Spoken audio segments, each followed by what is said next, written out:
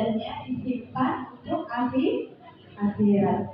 Yang ketiga, siapa yang bersolawat maka Allah menjadikan dirinya menjadi seseorang yang istimewa nanti di akhirat, yang akan langsung ditolong oleh baginda Nabi Muhammad Sallallahu Alaihi Wasallam. Jadi ibu kalau sholawat dengan cara yang bahagia. Jadi, karena Islam itu adalah agama yang membahagiakan. Jadi ibu sholawat sambil senang hati, ya. Ibu bersolawat sambil sukaria, bersuka-cita, ya.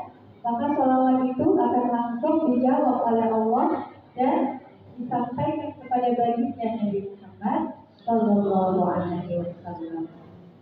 Maka ibu angkat dari kita hafal.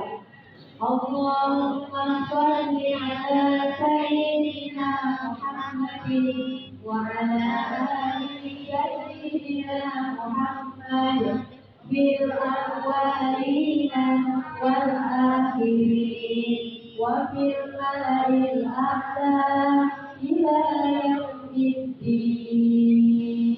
Nah, ini tahu kalau salawat ini mengumpulkan semua pahala sholawat orang-orang yang pernah bersolawat dari zaman dulu ketika pertama ada orang bersolawat sampai hari kiamat. Pahalanya bayang nggak banyak seperti apa? Makanya membuat hajat kita, permintaan kita cepat dikabulkan oleh Allah Subhanahu Wa Taala. Jangan tinggalin sholawat ini Bu ya. Saya yakin banyak sekali permintaan kita yang masih tertunda, yang kalau kita baca sholawat ini, keinginan kita akan cepat terlaksana. Yang saya hormati